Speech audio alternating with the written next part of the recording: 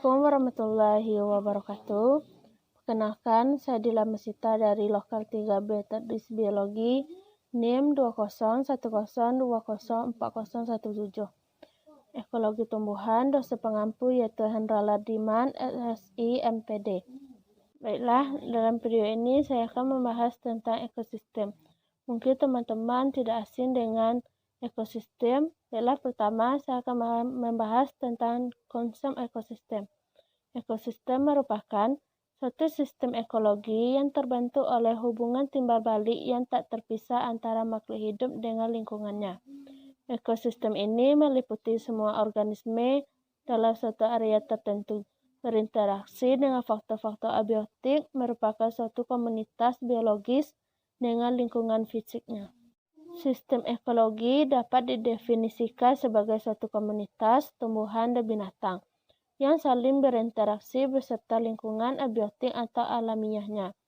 Ekosistem dapat dikelompokkan berdasarkan vegetasi dominan yang topografi, iklim, atau beberapa kriteria lainnya. Dan selanjutnya kita akan membahas tentang pengertian ekosistem menurut para ahli.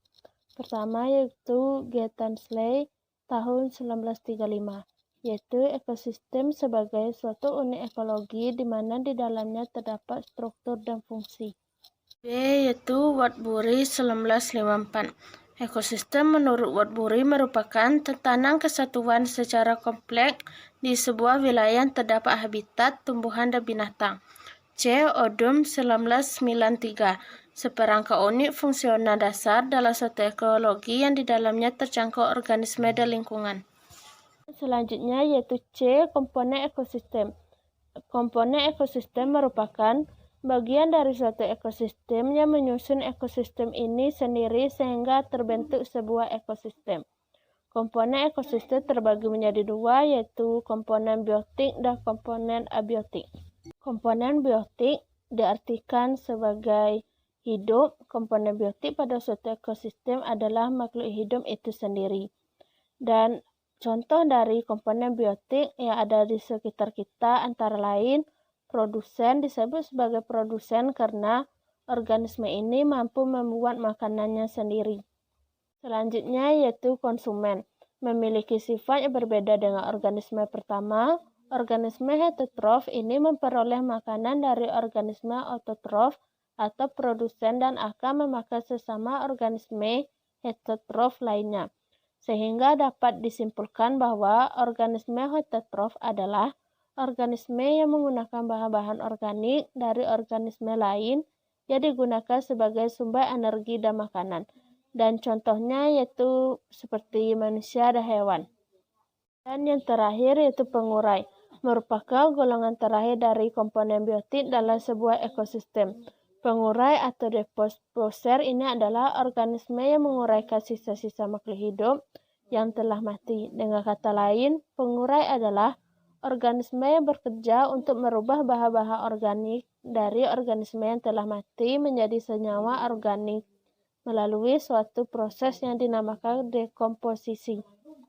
Selanjutnya yaitu komponen abiotik. Komponen kedua dari ekosistem adalah komponen abiotik atau komponen yang tak hidup. Dengan kata lain, komponen abiotik adalah komponen yang terdiri dari benda-benda bukan makhluk hidup tetapi ada di sekitar kita dan ikut mempengaruhi kelangsungan hidup.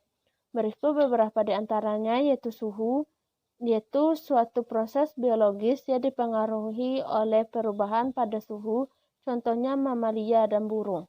Air, sebuah ketersediaan air dapat mempengaruhi distribusinya suatu organisme.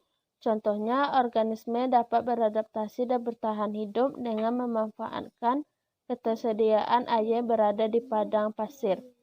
Garam, konsentrat pada garam akan mempengaruhi keseimbangan air dalam organisme melalui osmosis. Contohnya pada beberapa organisme terestrial yang dapat beradaptasi pada lingkungan dan kandungan garamnya yang cukup tinggi.